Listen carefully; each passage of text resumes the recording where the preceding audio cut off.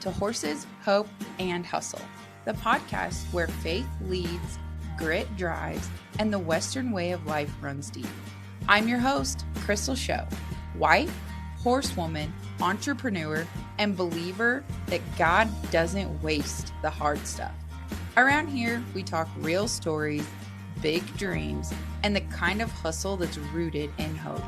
So pull your hat down, pour that coffee, and let's ride.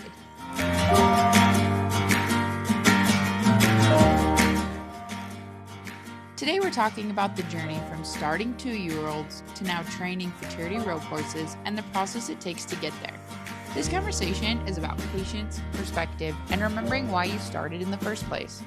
If you believe success is built one horse at a time, this episode with David Sharp of Sharp Horses is for you. All right, perfect. Well, we are rolling. So if you want to go ahead and introduce yourself one more time to our listeners. Yes, ma'am. I'm David Sharp, and I train rope horses here in Dublin, Texas. My wife trains barrel horses. Her name's Taylor, and that's what we do. We own a company named Sharp Horses, and so we train. We'll do some co-assignment selling for clients, and we have a couple of our own usually that we Futurity a couple for clients too. So that's what we do for the most part. Very cool. I was going to ask if you mainly have like jackpot horses, rodeo horses, Futurity horses within the rope world. Less rodeo nowadays. Some might go to do that later on, but ours are so young. Typically, we have them at 3 and 4 and 5 right in there. So I'm not going to say every horse here. I think it takes a very elite, very special horse of Futurity. And so I hate to say that's all we have, and we don't chase them all year long. We'll go to a handful on the better end of the horses that we do have if we feel like they would do good down that road. But the truth is, every horse at Futurity is at some point, whether he's a barrel horse or a rope horse, he's going to jackpot. Like, when his career is over. So if we build a good horse, he's going to be okay to do whatever either way is what we hope. So a lot of our clients are going to jackpot on these horses either way. And like I said, we have a handful of them that we do get to show, and that's fun too. Yeah. What age range do most of these horses come to you? Like, I'm familiar with the cow horse, so a lot of them start them very early twos and train for a year before they show. I guess I don't really know that with the Futurities.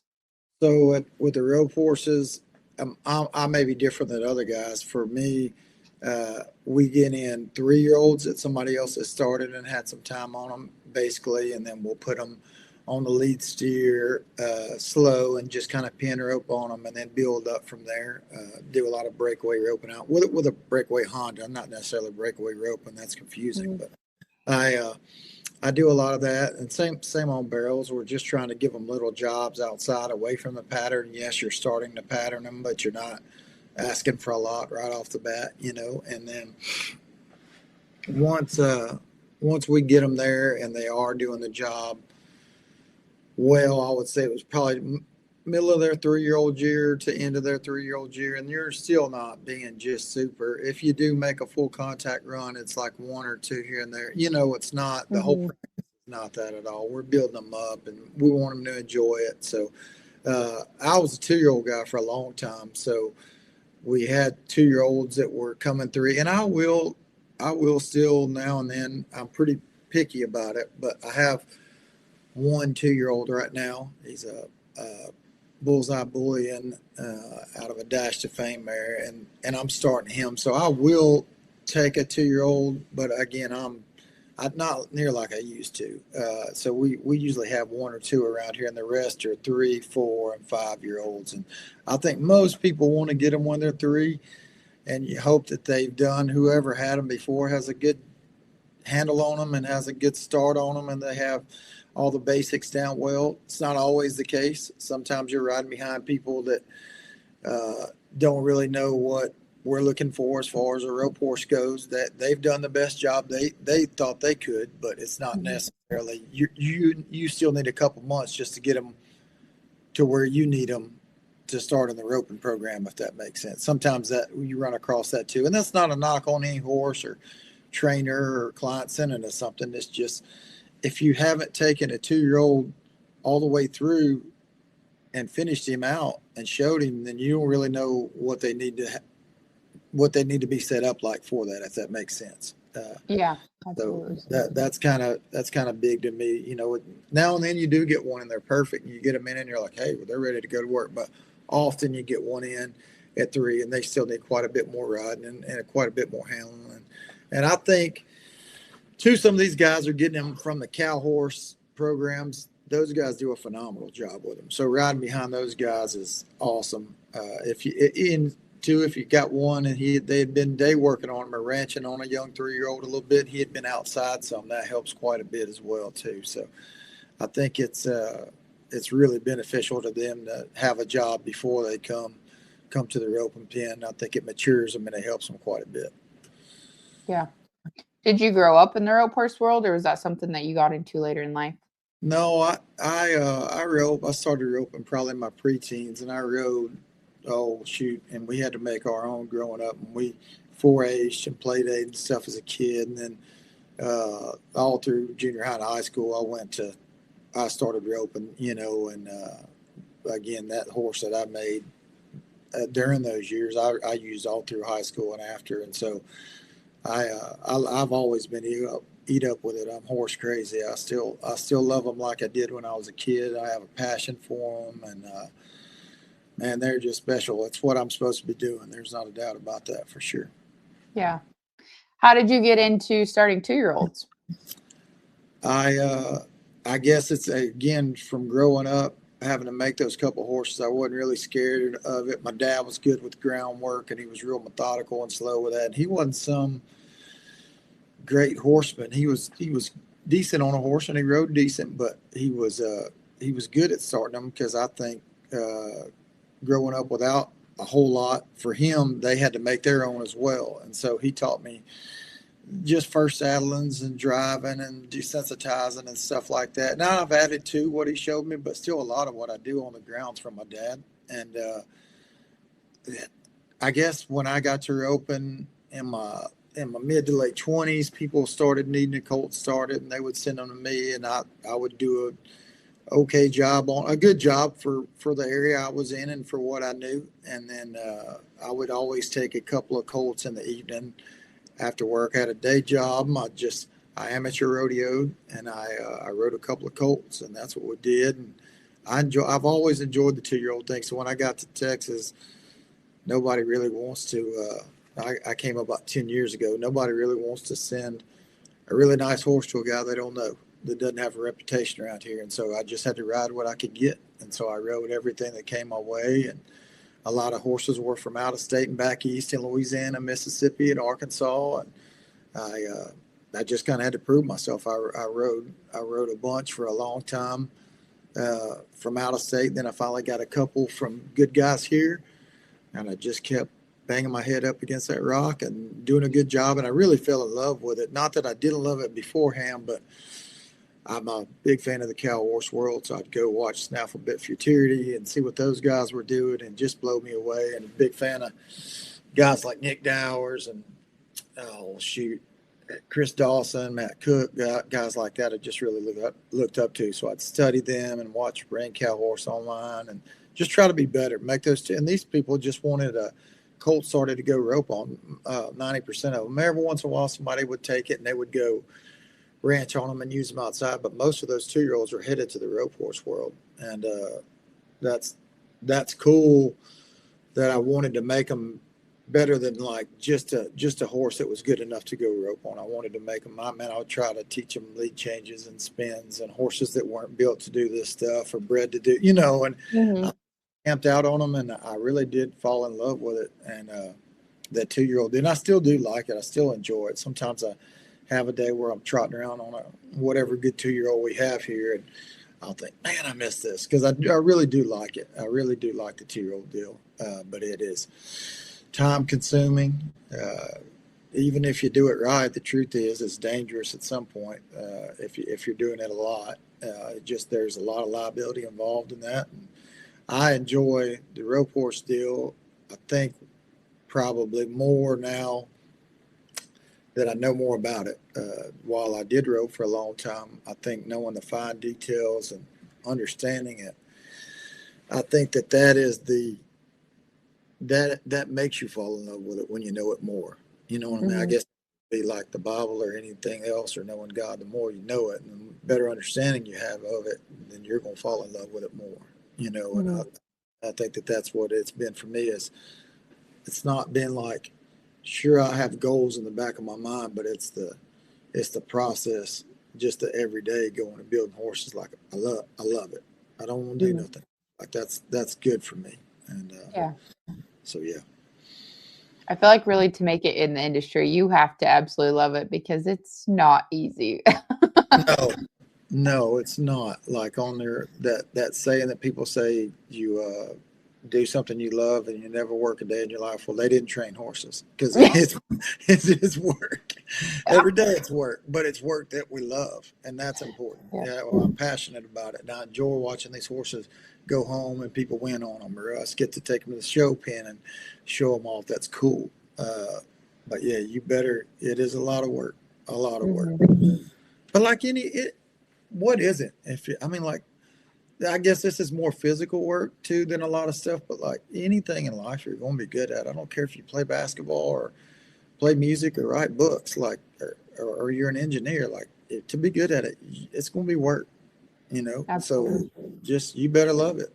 Because you'll know you won't stick around. I see a lot of guys come and go.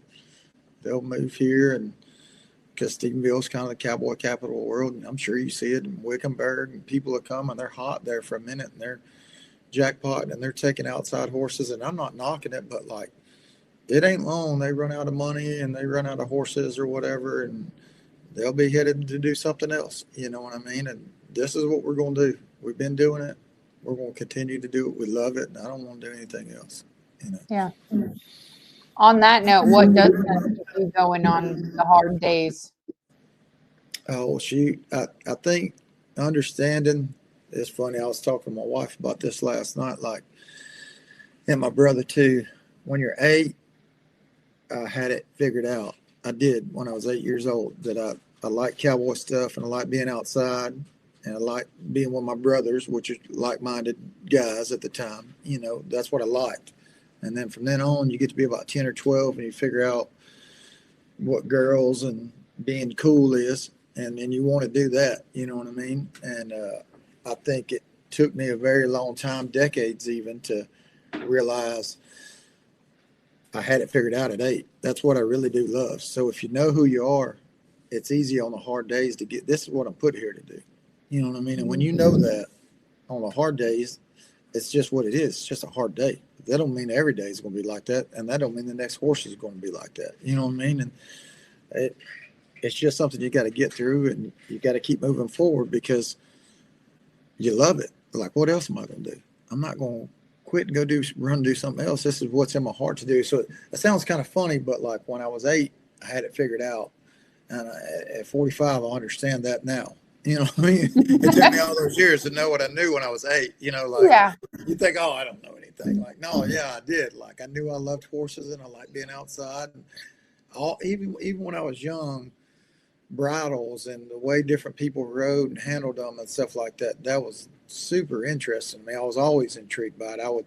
My parents would get me because there was no, understand back then, there was no like Grand Cow Horse Online or Horse Pro TV or X Factor. There was not, you couldn't learn roping.com. None of that existed. Mhm. Not even YouTube to get on and learn something. So you, the only way I could learn was opening up a Western Horseman, and they would give me a subscription for Christmas, and I would read those Western Horsemen cover to cover. I mean, like, he'd come in the mail, and I'd read that. I'd have that thing read cover to cover 3 times in 2 days. Just everything I could learn about, and you're trying to understand from the words what these guys are doing and what they're talking about. And guys like Buck Brannaman, Ray Hunt, different articles by these guys in there, Tom Dorrance, and like, that was so cool to me every time one came in, because I almost could take a trip around the United States, to these different ranches and these different round pens and see it. So I remember that being a big, big part. My dad was real good too about getting me around guys that he knew he didn't know it all. He didn't make any bones about that. So he would take me to cutting horse guys, and I'd turn back with one of his buddies, or he would take me to this 4-H clinic or this guy. So I mean, just always put me in spots to learn more, and I was really eager to do that and love that. So I guess that's a very long, very, very long answer to tell you on the hard days, knowing who you are, knowing why you're there. And I'm here to make good horses for people to enjoy.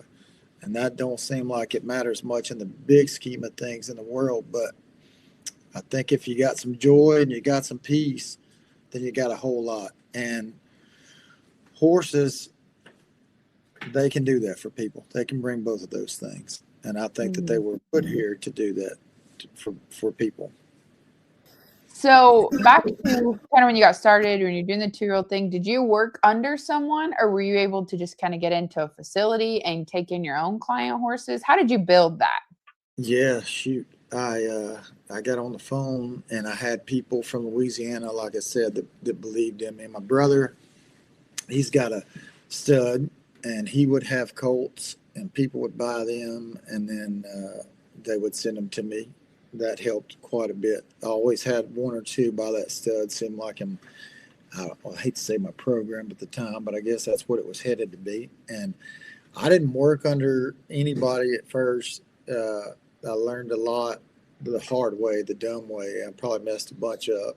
But when they left, they would ride around because I only had a handful of them. You know, it wasn't like you get 20 at first. You got 4 or 5, and you got a full-time job or a part-time job, or you're working at Ropens on the weekends to make enough money to survive because you don't have enough horses and you're not charging enough for those horses to begin with, you know.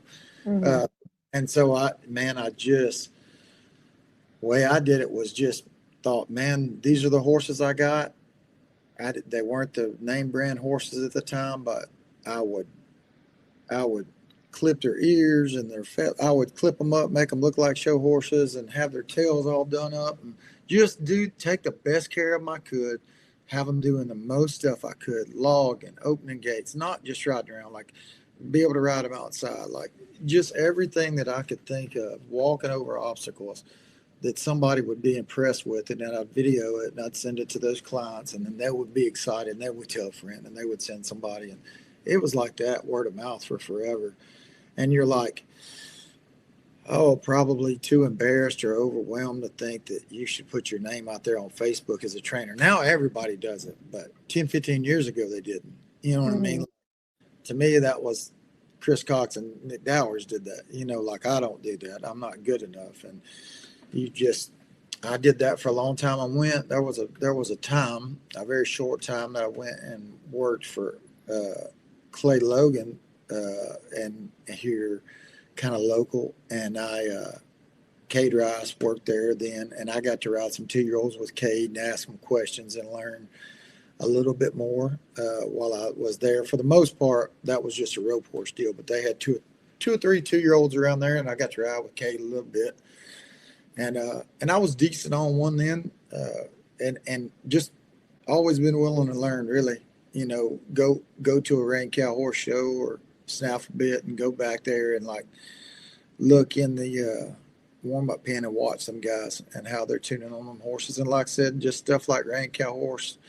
You know, I think Dusty starts some good 2-year-olds on Horse Pro TV, and these are. It wasn't like you were getting on there and learning how. Like I was doing it. I was trying to learn the finer points. You know, how to get them a turnaround, how to get them a stop, how to get them a bridle up. You know, like I'd have them riding. You know, but really trying to make them nice horses, and just the information. I said this to somebody the other day, but like the information, if you want to be a good horse trainer, you got no excuse anymore. Like it's out there, it's online, and a lot of it's free. It's on podcasts, it's on reels. Like I can't tell you how many slow motion reels of Clayton Etzel I watched running down a horse and stopping him and trying to see how he was sitting and where his hand was and where, like all that. And just from reels, watching that over and over, I was eat up with it. I would train all day and come, and while I would saddle, I'd listen to Rain Cow Horse, like what is that, Cow Horse Full Contact. Yep, I'd listen to that. It'd be in my pocket when I was saddling and feeding and doing chores in the morning, and then I'd get on a ride all day, and then the evening I'd get on and I'd study it. And I was just eat up with it. And then I got, at one point, it's been 4 or 5 years ago now, I got over to Slick Robinson's place, and I trained out of his place. And I didn't work for him. I just leased some stalls, and I trained over there. But I got to train beside a really good guy for a long time, and I got to meet a lot of people that came through there that were good hands, and just watching them, asking questions, a lot of watching, but too was slick. I could ask him something, he wouldn't make you feel stupid for not knowing it. And that was probably the biggest. It was like drinking out of a fire hydrant over there. You know what I mean? Like there was so much information, not because he would overload me. It was just, he knew so much, and he was so good at explaining it to me. And I owe a lot to that guy, because I had a good business. I probably had 10, 12 horses at that time. And so it was decent, but I just still learning. I mean, even today, I don't mean to say any of this like I'm not still learning. I'm still trying to get better, and I'm still eat up with learning. And I don't think that part should ever stop with you with the horsemanship. But biggest thing was getting around good guys, Slick Robson, Brennan Harmon, Jordan Allen, guys like that would not make you feel stupid for not knowing it, and just show you some, or answer a small question, or just say, like, see you riding one around and they'll say, man, good job on that one. Oh, okay, good, because I thought so, but I wanted someone else to say it. Not, you didn't need them to brag, but you're like, am I doing this right? I think he's right here, right? Yeah, Like, yeah. when one of those guys says it, you're like, okay, heck yeah, I'm on the right path, And I mean, the comparison game is terrible to do, but you do it. You're looking at your colts and their colts and trying to figure it out, and how you're stack up like that. So I think it's just been a whole process of staying hungry, learning. Like I said, still doing that to this day. Still trying to get around them good guys, some of them same guys I named, and just trying to be better. For the horse, for yourself, for your client. I don't know. I meet up with it. I got it bad over here. Well, that's a good problem to have in the horse industry. Yeah. Was getting to the rope horse futurities always the goal to begin with? If you own a business and you're looking for a better way to reach people who actually listen, we should talk. Horses Hope and Hustle partners with brands that believe in hard work, honesty, and showing up. Let your business be heard by our listeners through authentic, story-driven sponsorships. Contact us today for more info. Getting to the rope horse futurities always the goal to begin with, or is that something that's kind of progressed over time? Because like 10 years ago, they weren't even really a thing, when I moved over here. Yeah. I mean, there was some, Jay and them put on some, and people had quarter horse shows, but like it is now, that was not even I remember coming over here right when I moved and going to maybe the second big one that they had in Fort Worth, and it wasn't big, but it was, big because it had never been done, I guess. And so I went and watched it and thought, man, I'd love to do that. But you don't know what you're saying when you do that. Like, people tell me that a lot now. They got a young one like, man, I was thinking about Futurity. I'm like, dude. And you don't want to I encourage it. Like, yeah, go do it. There's just so much more to it than like what you see on reels. You know what I mean? Like, it all look, cool slow motion, and when you get to them pins like the John Justin that everybody knows or whatever, and you're like, man, that looks cool, and it is, but it's a long old ways to get there. And so it was not really. I had a really good 2-year-old. Everybody knows this story. I've told it on other podcasts and stuff, but I had a really nice 2-year-old by my brother's stud, and I owned him, and I probably put 250 so rides on him his 2-year-old year. And so that fall I sold him, and it just helped my business to make that kind of money, because I sold him for a pretty good bit, and I sold him to a guy I never met, and it was kind of going to be his retirement deal. Long story short, he said, man, I'm not good with young horses. If you want to just keep riding him for another 6 months, well, at the time, like, you're riding 90-day horses, 60-day horses. Yeah, heck yeah, I love him to stay. He's the best one in my, you know what I mean? Like, yeah, I didn't want him to leave in the first place, So I rode him, and then 6 months turned into, man, he's going pretty good. I'm going to stick him in a light bridle and get to pull it around on him and get him. Man, shoot, yeah, let's do it. And then that turned into, like, now you're roping lead steer and pinner open on him, and then you start turning steers, and he's like, well, man, you got him going the right way. And it just, like, 6 months turned into a year, turned into 2 years. Now it's rolling on his 4-year-old year, and like, this horse is pretty real. And now the real horse futurity is a thing. It's gotten real good. And, I got to see some of it working over at Clay's when I was there. We went through a little futurity season there, and I got to see some of what they did and how they did it. And that was helpful to kind of see behind the curtain a little bit. But it's still not like you're not responsible for the stalls and entering and all the little things like getting your helper. You're just there warming up horses and getting them ready. So you still don't really know. But then I went and, I called the guy and just said, hey, this horse is real. Like, he could do the rope horse futurity deal. And he was like, oh, man, that stuff's cool. Man, if you think he is, let's do it. All right. Because he was supposed to go home at that time. And so anyways, we made that decision sometime, I want to say spring of his 4-year-old year. And I got to keep him. And he went on and won the limited reserve world championship. And that was like my first futurity ever. I was so naive and like still have stuff to learn, but like, ignorance is bliss, man. I was just happy to be there showing my horse. I wasn't really nervous because my goal was like just show. I really wasn't even trying to win as much as I was trying to show my horse. Now, sometimes I feel like I just need to get back to that. It's like just show that this 4-year-old can handle this pressure and will make 4 good runs in here. And he did. And man, I was proud of that horse, and that helped tremendously for people to see, like, past the 2-year-old deal, that I could take one further. And so then it turned into, out of my 12 horses at the time, it would be like half of them would be head horses then, or going to be head horses, and then the other half would be 2-year-olds. And over time, that's just filtered out, and I've got to show quite a few more. And it's been special. I've got to show 3 of them now that I've taken all the way from like halter breaking them as 2-year-olds and taken through the whole process. And that's been real cool.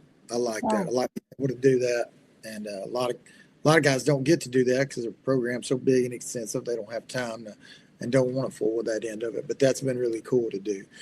And I've showed some for some real good clients, and had some real neat horses, and had some luck along the way and some heartbreak along the way, and felt like I could have got some shown better sometimes, but that's kind of part of it. And you're just, at the end of the day, it's somebody's opinion on your horse, and you just got to be okay with, did this horse do his job today? Did you do your job today? And if you did, then you can live with it. And if you didn't, well, be better next time, But it wasn't really the goal, because it really wasn't the thing, when I started all this. But and still it's not. I don't want to say it's the goal to like have a futurity colt. If a colt shows that he's special and he's got some look and some eliteness to him, like, I think it's cool to do that. And that doesn't mean that those colts that just go in the jackpot aren't great. It just takes such a high level horse, I feel like, to do that. And it's very expensive for the client and time consuming for you. So if you don't feel like you have a real chance on them, don't go spending that client's money. Make him a good jackpot horse that they can go enjoy at the house. You know what I mean? I think that's for me. That's not for every guy. I'm not saying everybody should do it like we do it, but I think that's important to be honest about the horse and where they're at. The end game is a good horse. That's what the end game is. That's never changed. When I was doing 2-year-olds now, if he's a good horse, somebody will always love him, take care of him, and enjoy it. And that's what we want. Yeah. I think that gets lost a lot of times in some of this futurity world, cow horse or whatever. We want a good 3-year-old. Well, he might have been good for his 3-year-old year, but then he's blown up by his 4-year-old year. Yeah, that's right. And that's a lot of it. Like, some of them would take it, I think, even, but like mentally, can they take it just because their body can do it physically? I kind of usually say like a 4-year-old's like because we future them at 4. Well, they got it. They can at 3, but most people at 4. And so a 4-year-old, especially, like, I'm speaking for head horses because that's what I make, but like 4-year-old, really elite, good head horse, he's like a college football player that's a freak of nature. He looks like a grown man. He can do stuff at 18, 19 that like, he should not be able to do this. But like, they go out to the bar and get in fights and do stupid, you see it on the news all the time. You know what I mean? Like, this guy, and you're like, what are you doing? Well, he's a dumb kid, Well, that's for 4-year-old rope horse where like they got all this stuff going on for them. They look the part and they can athletically, they can do it, but it's in between their ears is what you got to keep together. And Yeah. that's the toughest part there is keeping that together and keeping that quiet. And that's always the line you ride is trying to keep those guys quiet in their mind because athletically they could probably do it when they were 3 like that. They're real freaks. So I don't know if that makes any sense about the college football players, but I've said the analogy a bunch, and I think it's pretty dead on. Yeah. Yeah. What gosh, I had a really great question and then it slipped my mind. What are some of the steps you take to not get them too hot when you are getting them ready for the futurity year? Like a I 4-year-old, first Yeah, futurity year. I think I do a lot of breakaway roping and steer stopping on them because I do the head horse side. So just trying to slow their feet down right there and trying to keep them with me, like that they don't. We're not just turning steers every day, making a bunch of runs. Try to make quality runs and not quantity runs. To not that you're scared. Like if there's a day you need to run a bunch, you need to do it. Like to get to a place to quit them. But for me, I think, and two, I don't think you can ride them outside enough around here. If you had a big ranch or something with some rough country, that would be great. If you could go hit a long trot and go ride a big circle on them, I think that'd be outstanding. That would be a great way to do it. Man, some days they don't need roped on. Some days they need, like Taylor will go load the barrel pattern on them and give them another job and do something else with them. And that seems silly to get ready for a rope horse charity to run barrels on them, but like she's not asking for their life. They're still being athletic. They still got to lock in. She's not going to blow them up or burn them up. She's not going to make a bunch of runs on them, but like she'll camp out on them and she may do that on them and then she may stay on that colt and like push steers up, load steers for us to rope, ride around, just kind of camp out on him, let him have a day, breathe and be a horse instead of booting him up and backing him in there and making real runs on him. I think they need less of that and more time to figure out how to move their feet, breathe through a run. I think it's big. We'll do it too. I think you've cow horsed a little, so like sometimes you get there and you realize you're not breathing. I feel like them young horses do that too. Some they get in there and they hold their breath in the box and then they hold their like through the run, like just breathe. It's okay. Let's just go do this. And a lot of times too, I might if I've got one fired and he's leaving real sharp, another tool I use is a score lane. My buddy TJ Jones makes these score lanes that they're straight and they have steps in them. So the steers leave, but they don't leave super hard. You don't have to ask for their life coming across the line. And you can just kind of go coast and make a 60% run. You're going through the steps, but you're not asking for their life doing it. Another side of it is like when you're getting ready for a futurity too, like you've got to have some real run. They got to be able to take it too. The truth is when they get to town, they don't hide from it. Like it's coming. So, and it's real. Those setups there, I think a lot of people say that like, yeah, I got this young horse. I want a futurity. And I'm thinking, well, would you enter him in an open? Because if you wouldn't, don't carry him to town to that. Even in the limited, I don't care. In the intermediate, it's real. Like you're running the same as the open guys are. It's the same start. A lot of those indoor coliseums and pens aren't very long. They're not very big. You miss that start, you're at the back end. Things are really happening on a colt. That's tough.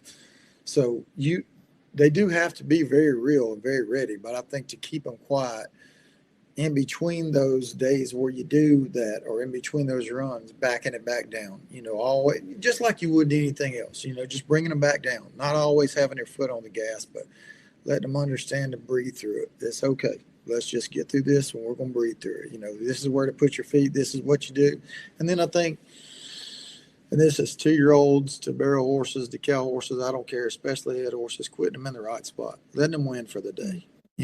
I think for me, that's the biggest thing is figuring out a good place to get off and quit them for the day. And look, sometimes you need to quit them and then go tie them up and then go get back on them later. Not that they have some big heavy workload, but maybe it took 2 or 3 steers to get to that point today. Maybe that's all he needs today, but maybe he needs to go be tied up and you go get through 3 or 4 more horses and get back to him later that afternoon. So Mm-hmm.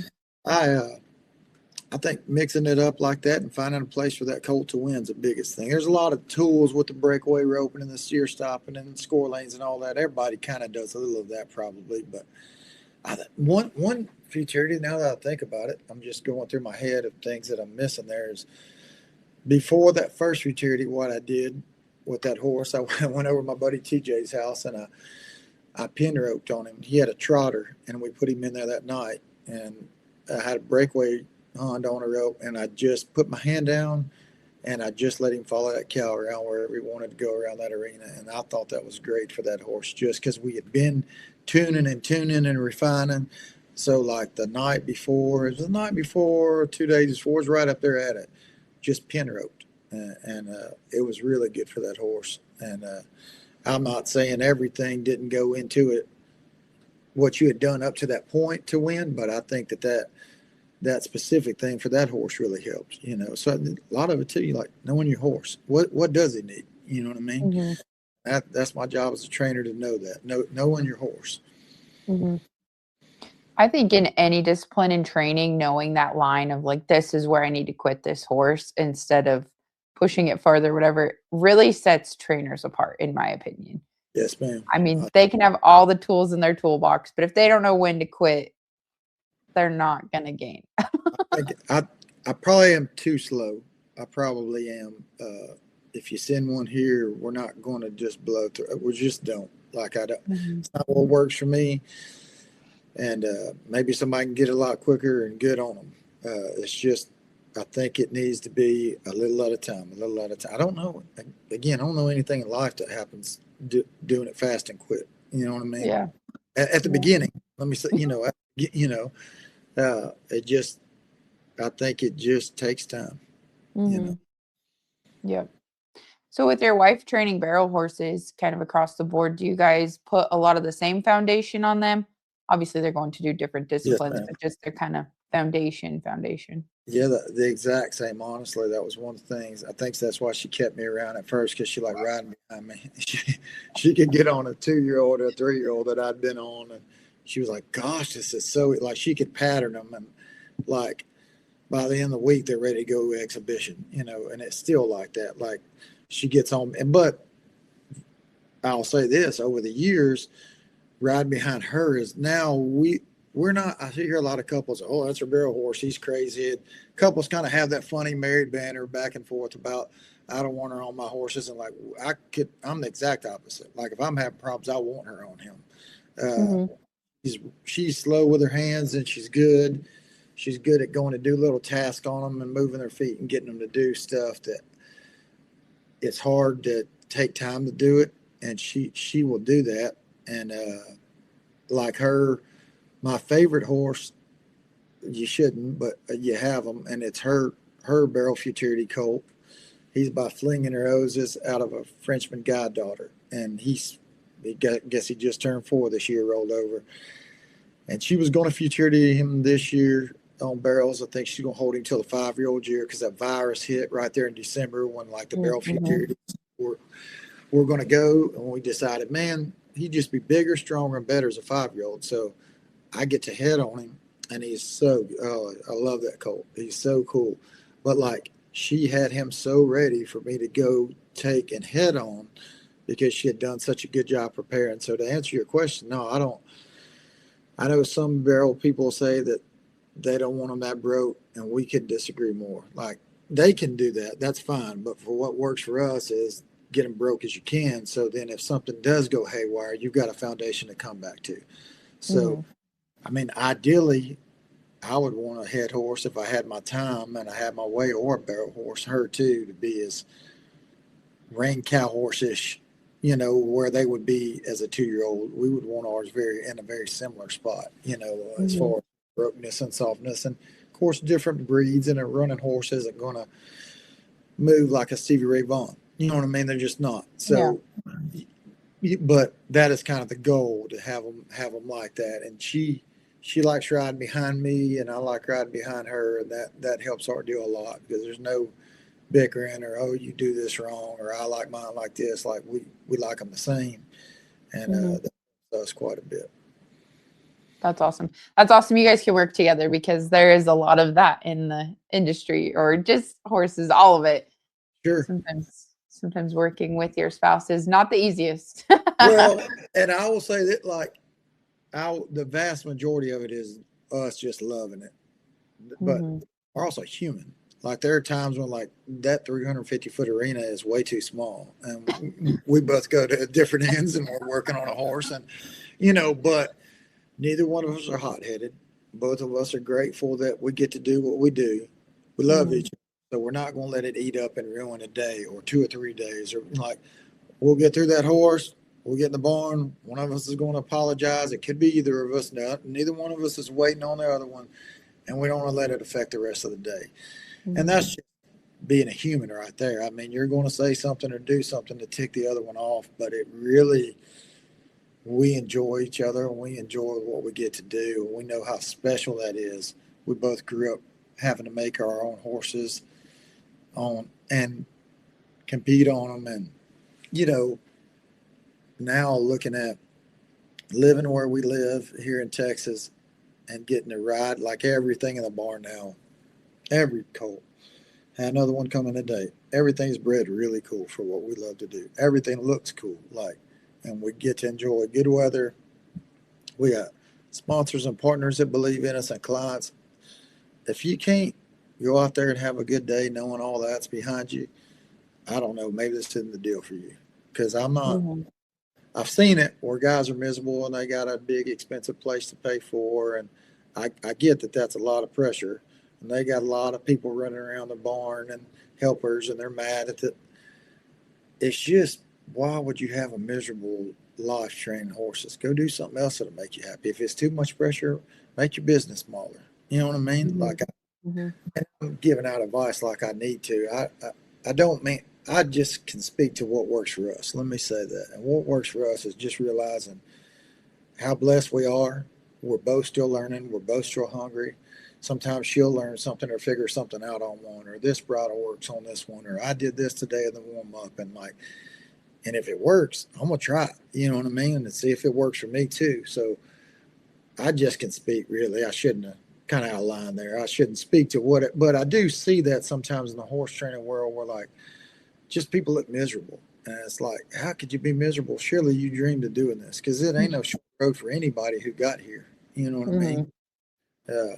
I don't know. That's my thought there. Yeah. I think it's important too to have that spouse in your corner because there's not going to be very many other people who have as much skin in the game, your program, Right. as your partner, your spouse. So Right. that's really cool that to have someone like that to keep pushing. If you're enjoying this episode, check out some of our past episodes, including episode 16, Cow Horse Roots, Rope Horse Results with Tommy Thompson, or episode 19, Relentless by Choice with Brian Show, or even episode 22, Mississippi to Montana, Pedigree, Passion, and Hustle with Seth Maxey. Thanks for listening. To have someone like that to keep pushing. I like during the week, if she goes exhibition, a trailer load colts in town because we live in Steveville and there's somewhere where there's literally a barrel race or an exhibition like every day of the week, usually somewhere. And so she'll have a day or two, she'll go to do that. And she may do it in the afternoon once we're done roping. And I'll jump on there and help her and film her and boot up and saddle up. And if there's a spot on there, I'll throw maybe a 3-year-old on there that hadn't been to town or, or needs to see more sights and go to town. And I'll trot around and them arenas and hang out, and get something done on a colt of mine, and then help her. And the same thing, like while we're getting through rope courses, she's warming them up, bringing them to me, and keeping me going. So we're definitely in each other's corner. And I've seen it the other way, where it's definitely two camps in the same house, and this one goes this way. Then that's not us. We yeah, after a while, you almost codependent on one another. Like if you have to go somewhere without each other, like, why is this so hard? Like Yeah. you're just used to somebody being there with you all the time, and that. But and we would both say that sometimes she'd go without me somewhere, and she's just like, "Good grief, that took way longer than it had to." Yeah. But yeah, it is special to have somebody to do it with like that. That sure makes it cool. Yeah. What are some things you guys have coming up for the new year? We have a really cool horse that we have in the Rancho Rio sale for Miss Donna Sador that owns CSI Saddle Pads. We've had him for a year in our program. His name's Frenchie. BR last time around is registered name, but he's Frenchie. He's a Frenchman guy, 6-year-old, and I mean, he will knock your eyes out. He's a Palomino and really, really nice head horse. And he's a 6-year-old now. So he's just right. If somebody, he has 1 year left eligibility to Futurity, but we're hauling him to jackpots all around and have done well on him, and we'll have him out there. And the Rancho sale, we're excited about that. We had one a couple of years ago do real well out there, and we think it takes a very specific, special horse in there. We didn't have one last year that we thought really fit the bill. What we do this year, we had a lot of good horses last year. Let me say that, but not the horse that somebody wanted to sell. How about that? Mm-hmm. This horse, man, he's real. I really like the horse. He's got good foot speed. He's got all the looks in the world. My shoer got on him last week, and he had never been on him and hopped on him. And he's a straightforward, and man, just smoked him down. Roped so good on him, and that was cool to see somebody besides me. I've seen a higher number guy or two get on him and do real well, but to see a guy that would go to the 9s and 10s get on him and rope as good as he did, I mean, he looked outstanding on him. And we just think a lot of that horse. He's real good outside. So we're excited about the Rancho sale. We'll be out there that week of the NTR finals and jackpot on him some there and then. And then I'll probably Futurity that Fling and Roses colt in the head this year, since she's not going to show him in the barrels. We have another cool little mare we made Futurity for Wood Cattle Company. She's LeBuckskin filly that's why is my mind drawing a blank right now? She's by Wrangler Starlight, I think, and then out of a Pepto Boone's Mole mare. And she's been in our program for maybe 6, 7, 8 months now. And we have a couple. I have a personal Futurity colt too. He's 6 this year. He'd age out this year, but I might show him some. So other than that, just getting these horses ready for where they're going and what they're headed to do. But the big thing right now is kind of headed to Rancho Rio and make sure that horse gets in a good home. We think so much of him, and I'll be bummed when he leaves because I got a really cool horse to go jack. A lot of times mine are so young, and when I go to town, I'm seasoning something, and they're going to their first couple of jackpots or whatever, and they're seeing everything. And, for the most part, it goes good, but they're still not seasoned horses, and it's different on a greener one that you're taking to town. It doesn't matter how good they are at their house. And cool thing about living where we live is we have so many buddies that you can haul, a day or a week over to a friend's house and take you a trailer load and get those horses work somewhere besides here, that's big to haul out and go do that. As much as you can, you need to get it done at the house. But when they get to a certain point and they're good here, they need to go see some stuff and go do it somewhere else. And so that's our plans for the years is the Rancho horse, making sure that Frenchie sells good out there and gets into a good home. And then maybe the Futurities. I saw there's one in Lazy. They just put out the calendar of the American Rope Horse Futurity Association. And that colt too is Royal Crown, and I might take him to a Royal Crown. I don't know what all we'll go to. I feel like I'm missing something, but I can't. There's another really cool Field of the Sting colt we just got in. He's a 3-year-old, and he's out of a daughter of Smart Chickalina. So he's a real cool run cow crossed. And so he's kind of the new fancy gal in the place. And we're excited about him and get him ready for Futurities next year and the sale after that. So he's a pretty flashy dude. Y'all see a bunch of him on our social media and stuff, but just making good horses. All that say, making good horses is what we're getting ready for. And some of them, we'll get ready for some jackpots, and some Futurities, but at the end of the day, we want them to be good when they go home. That's cool if they're good here and good for us. It's cool if we can win on them, but if you blow them sky high and they go home and people can't ride them and enjoy themselves, I don't really feel like you've done a whole lot there, So Mm-hmm. Just trying to do the best we can, trying to get better every day. We've got some great horses and some great clients right now, and keep reminding ourselves of that. Keep Mm-hmm. trying to be better, keep trying to push it, and uh, it it's a blessing of our life to work together and to get to do this. I sure mean that. I'm not carrying on. It's not lost on me what we get to do, and I want to take that into consideration every day. Mm-hmm. I love that. We've pretty much already covered my two ending questions. So instead, I'll ask you, what's some advice you would give somebody that's wanting to get started in, I mean, either the 2-year-old or the rope horse? I know it's kind of Yeah. different directions, but So if you, yeah, I think a lot of it would depend on their age. If they were in high school, I'd say study up, get around as many good guys as you can. If you were grown and you were wanting to do it, I'll say grown in your 20s out on your own. I'd say, as soon as you can, go to work for somebody good. Uh, and when I say somebody good, there's a lot of good guys that maybe wouldn't be the best to work for because they don't explain it well or they don't have time to slow down and teach in teachable moments. I think there's a lot of that where like you need to be somewhere getting better where you can ask questions. I think that's big. I think you need to mm-hmm. be. I think you need to go to a program with somebody you respect and you trust. That don't mean they're not going to be hard on you some days, but I think being hard on you and having a bar set high and being treated poorly, there's some of that out there too. And I wouldn't. There's too many good people in our industry. Go work for one of them. Don't sit there and be unhappy and miserable or waking up at 4 in the morning and working till dark and not having a life just so you can learn and being treated like crud. There ain't no need in that.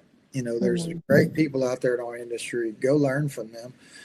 I think, I don't, I hate to speak to some kid like this, but had I known at 18 that this was even an option to come out and work for somebody, uh, and I would have come out and cleaned stalls at 18, and I could rope, and I had, trained a few colts and made a good head horse, but I didn't know nothing, and you don't at that age. I don't care how good you rope, you don't know nothing about a horse, not enough anyway.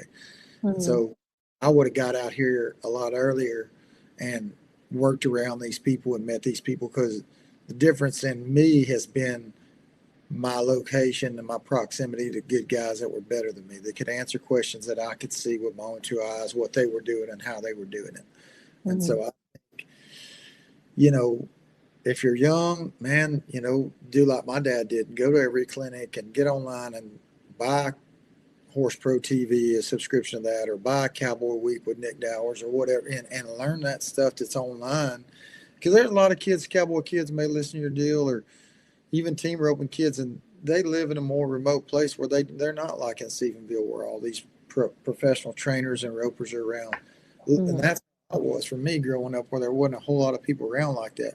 But now you have the internet, and there's a lot of free access to that stuff on there, and even some of it's paid for. Like, man, if you had to pay a $30 or $50 subscription to something, that's way cheaper than going to a jackpot, and then you're going to learn a lot more on there that would help you at the jackpot. So I would say get online and get all you can.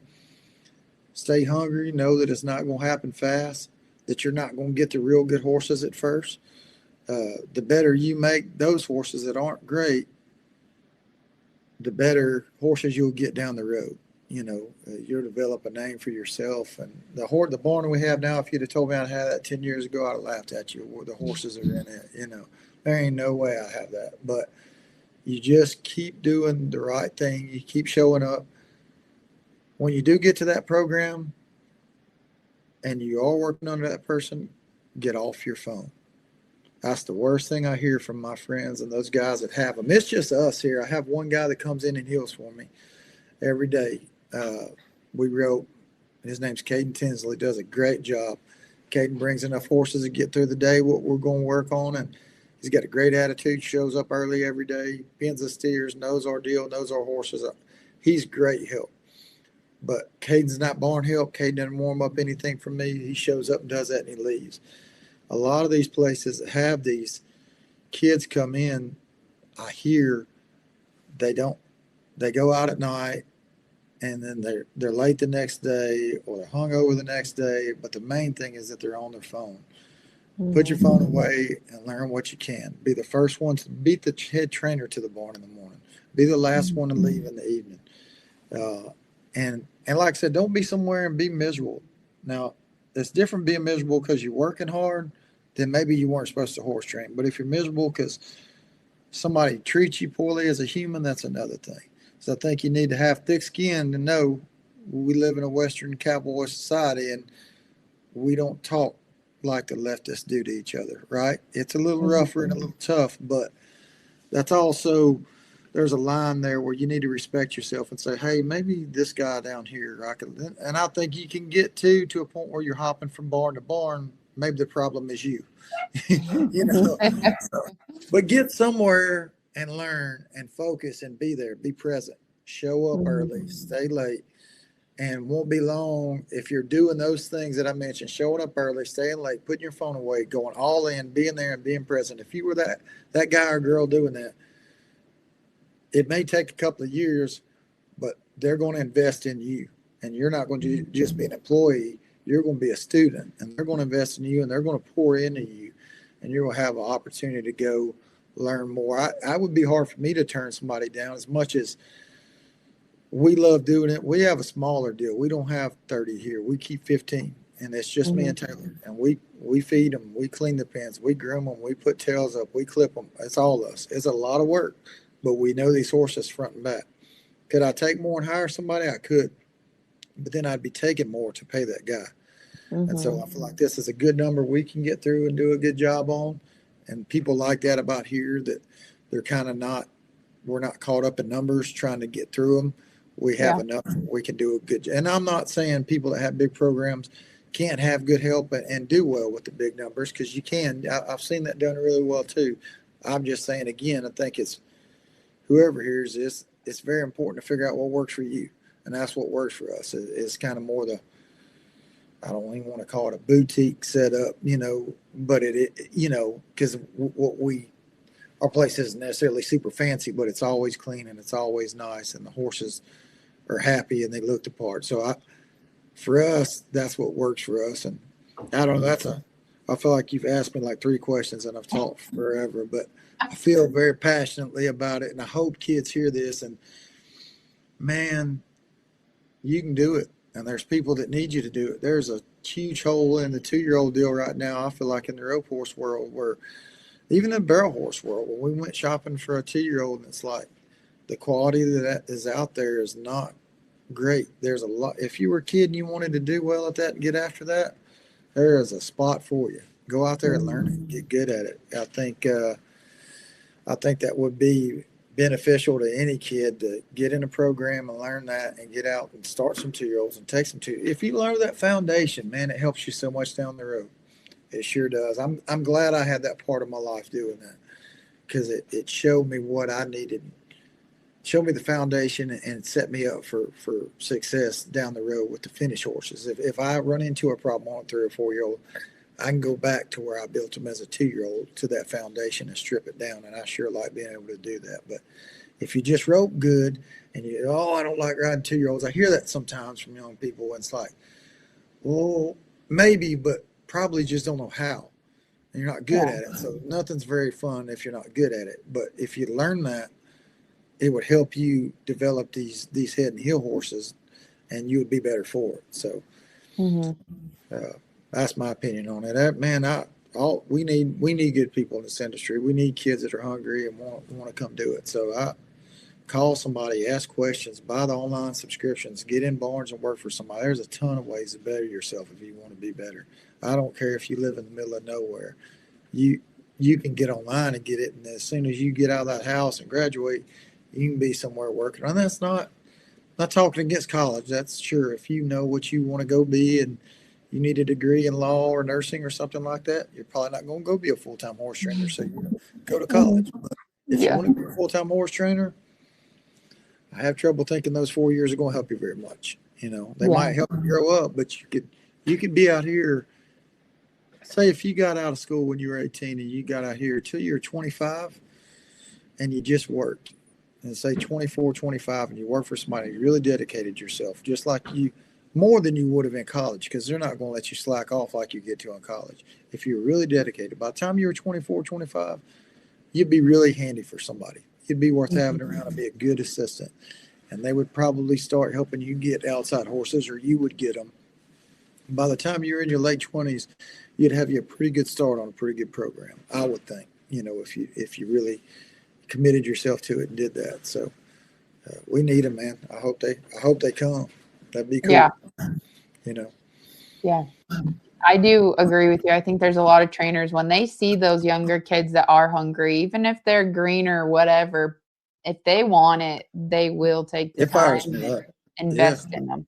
If a kid, I had somebody call me the other night, a guy that I really like that kid, and he's a cowboy for a living, day works, but he's getting more in the horse training and he's building them. And he called me with a question, and probably like you, he asked me one thing and I kept him on the phone for an hour. Like, I just love it. So I was just pouring into him because I'm so happy that he wants to do it. We need Mhm. guys like that are hungry, that want the knowledge. And I get fired up when somebody asks me about something, because it's like, if I can shorten your learning curve like guys did for me, absolutely, I won't do that. I'm going to pour. If you're hungry enough and brave enough to come ask this big, mean looking dude at her open about my bridle, let's do it. Yeah, let's break bridles down.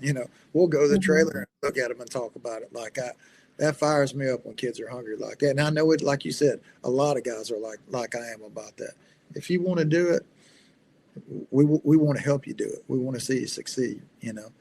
Yeah. Well, a lot of guys that are at the top, I mean, they worked their way, they understand Yeah, it. They understand how much it takes to get there. So, yeah, absolutely, absolutely.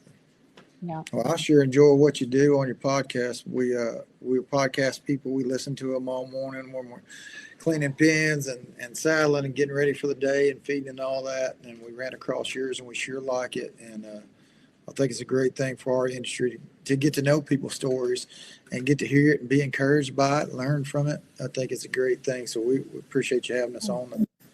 Well, thank you. Thanks for reaching out. It worked out perfect. Yes, And man. yeah, it's been a blast. I just love to highlight everybody's story in the industry because none of us we're here because we love it. Yeah, And we've all had to work through our hard days and hard times. And that's I it. just think that needs to be more normalized. Like, you know, Yeah, you don't it's show not up only like a that. success story. Right. Yeah. You didn't just happen on a podcast. That was a lot of mess ups to get you to that point. Even to have a Yeah. story to talk about on your first couple ones, it's, Yep. yeah, that's cool. I'm glad you did it. Well, Uh, thank you. Thank you. yeah. I appreciate it. You had mentioned that you're with Horse Pro TV, a contributor. There you go. Yes, ma'am. That's the word. Yes, ma'am. You I want to am. touch base on that for a minute? Yeah. I hadn't done a whole lot of it. I just started with him. My friend Dusty Whitford runs it. He starts 2-year-olds for cutters, and we've been buddies, kind of distant. He's always lived a few hours from me, but we would see each other at big events and shoot it.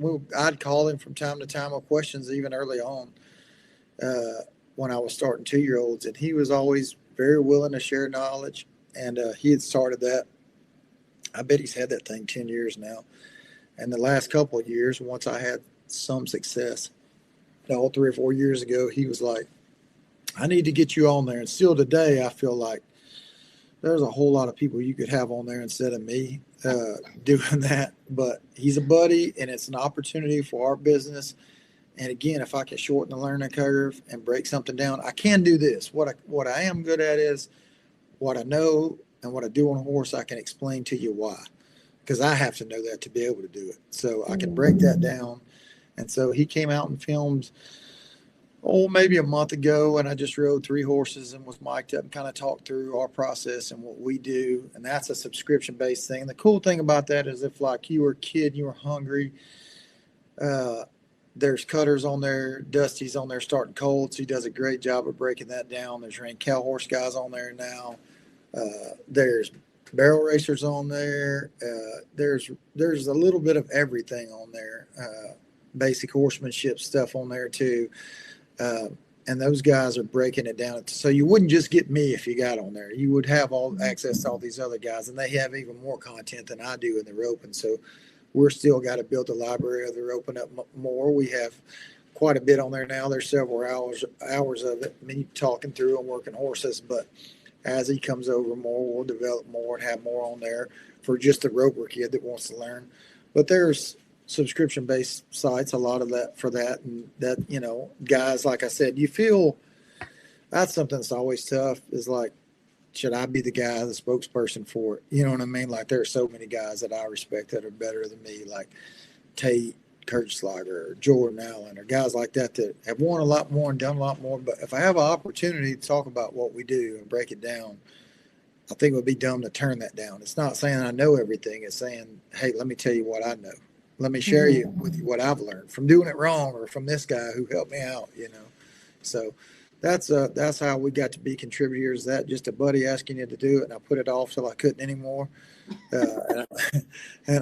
He was finally like, all right, this is what, because I would say, oh yeah, we'll get to it. Yeah, we'll do it in the future. Oh man, not at this place. We'll get it someday, you know.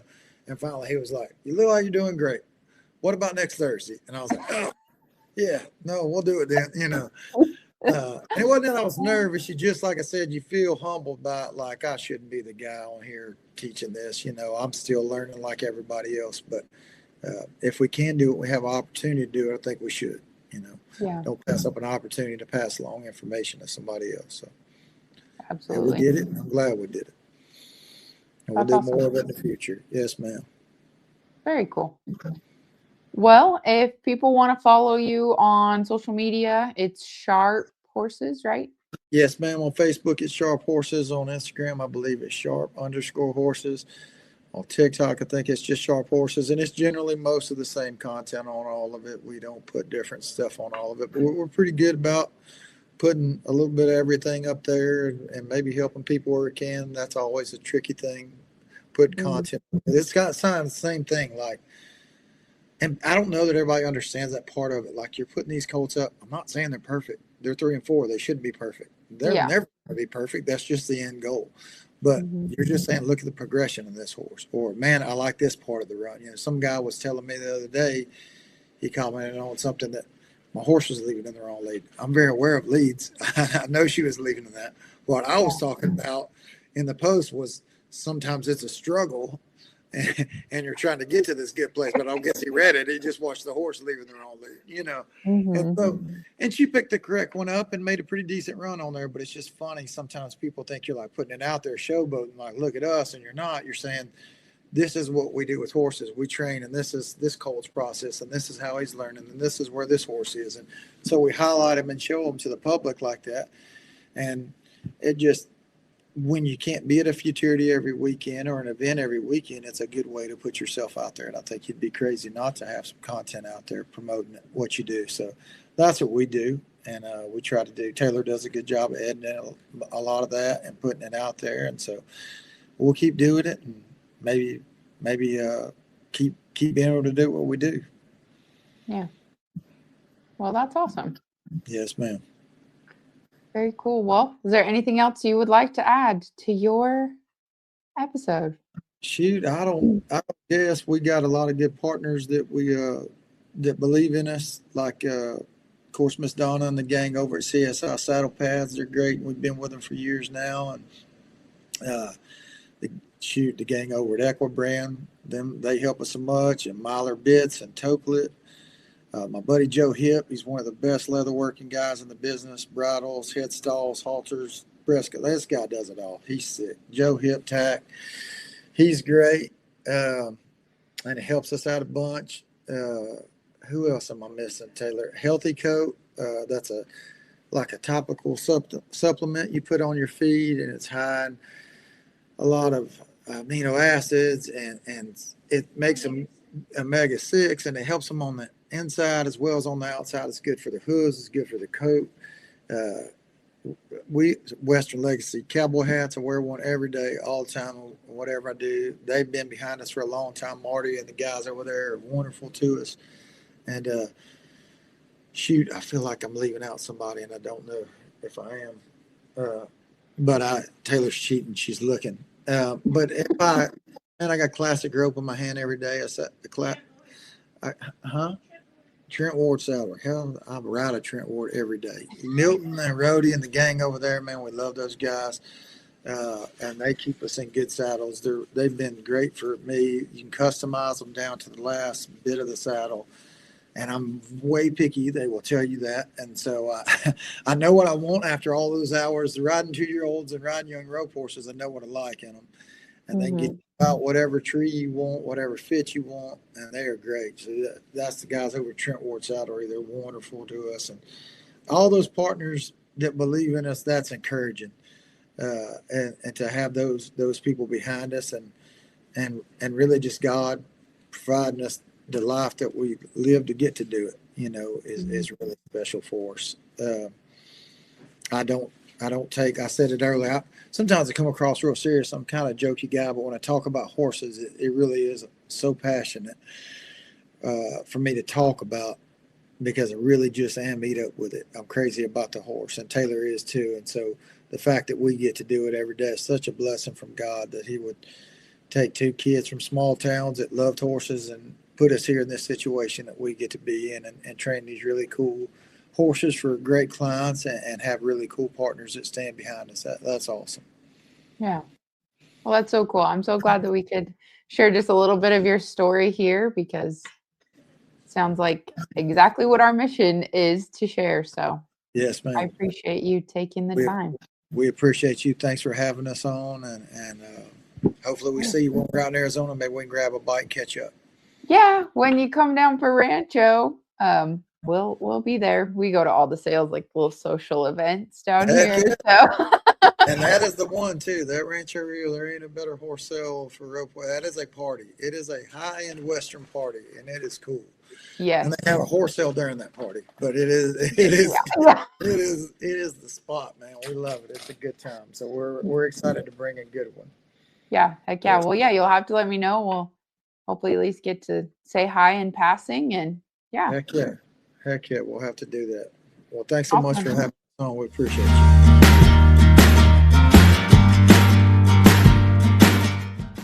Thanks for riding along with me on Horses, Hope, and Hustle. If you found even a little bit of inspiration or grit here today, share it with a friend, leave a review, or tag us on socials, and keep showing up for what truly matters. Until next time, stay true, stay tough, and keep hustling.